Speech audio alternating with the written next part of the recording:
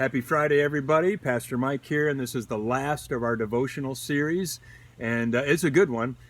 So I hope you've been trekking along with us and getting some gems out of these passages that we've been talking about, and hopefully also the messages that you've been hearing on Sunday. This Sunday's message is going to be great, grand finale, and I hope you can make it here this Sunday.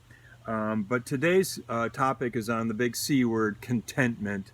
And Paul's going to just kind of lay it thick on us and really challenge us. And for us who live in America, especially, contentment is that word that is really hard for us to get, not just our minds, but our lives around. But it really is the secret sauce. It's the power element that allows us to live a victorious Christian life and live on mission for Jesus. So he says in Philippians chapter 4:11, I don't say all the things above, because I'm out of need, he says, for I have learned to be content in whatever circumstances I am.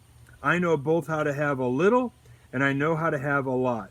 He says, in any and all circumstances, he's writing from jail, just so you remember that, any and all circumstances, I have learned the secret.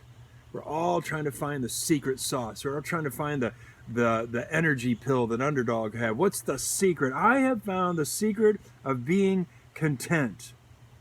Whether well-fed or hungry, whether in abundance or in need, I am able to do all things through Christ who gives me strength.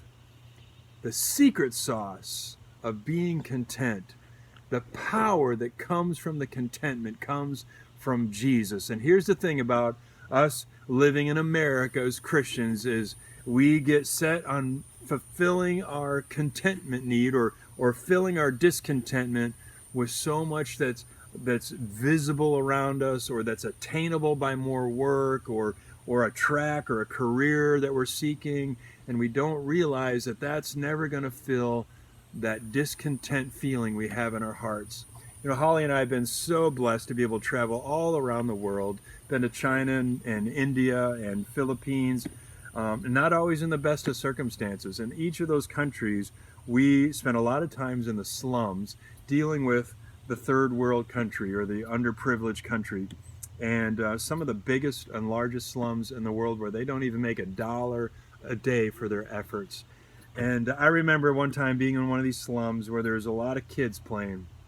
And what touched my heart is I came out and I was looking around at all that people lacked, all that they didn't have. Running water is one, dependable power, electricity is another, an ability to run to a store if you need something, not happening. And I'm like, oh, how do they live in this? How do they survive this? You know, and I'm kind of a clean freak, and they don't even have enough water and soap. I'm like, what is happening? But I look down on the street, and all these kids are just playing, laughing, so joyful, the gleam in their eye, like they were just having a fun. So I just kind of walked over and watched, and some were kicking a can around and made a game out of it. Others were playing, fighting some swords with sticks. And these two little kids were down on the ground, and they had two empty soda bottles without the labels on, and the tops were cut out in a rectangle, and on the bottom they fashioned two holes and stuck what looked to be long sticks through them, and they took the soda bottle caps and affixed them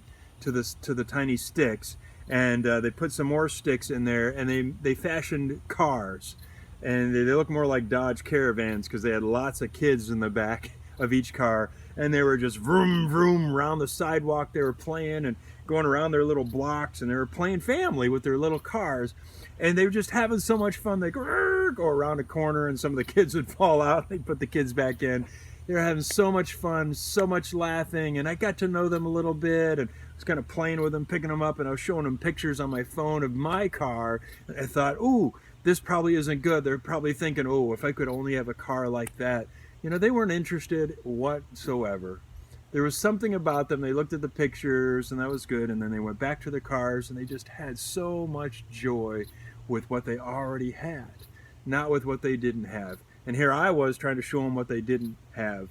And boy, it taught me such a lesson, being a Christian who lived in the most prosperous nation, the prosperous country in the world, and how I've been driven I've been conditioned to think about what I didn't have and how it creates discontentment and what I needed to do to fill that discontentment. I need to work harder. I need to accumulate some more things. I need to get to another position, another level. I need to pad my retirement to knock down my fear or insecurity of going to be okay when I retire. All these things I've been conditioned in my country, in my nation, and I don't regret the blessings I have.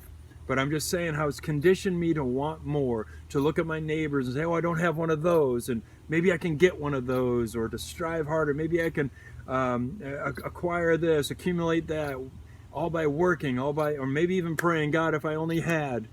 And at the end of the day, it doesn't fill that discontent feeling. Paul, he says, I've learned how to have it all, how to be well fed, how to be in need. He's in prison, barely getting a day's meal probably. I've had it all. I've learned the secret. Here's the secret. All that I've told you, God's trying to grow you to be more like Jesus through your circumstances, through people around you, through your own mind. He's trying to grow you to be more like Jesus. Look, Jesus had it all and came down here, and he didn't have a mansion. He didn't have a chariot. He didn't have a lot of wealth. But he had the Father. He had an intimate relationship with the Father. And yet that's all he needed. And yet the Father blessed him with whatever he needed to get the kingdom moving forward, to start building the kingdom. And then he says to his followers, I love this passage, when he says, you should not worry about tomorrow. You should not worry about the things you need. Don't forget about things you want. Don't even worry about the things you need, because the Father knows. The pagans cry out for those things. Your Father is so good to you. Look at the birds. You know, the Father feeds the birds. Don't you think he's going to take care of you? You're so much more important. Hey, look at the lilies of the field and how he's dressed them. And aren't you more important than that? The Father's going to take care of all you need. And that's all you need to worry about. It's like, are you with the Father? And Jesus says, abide in me.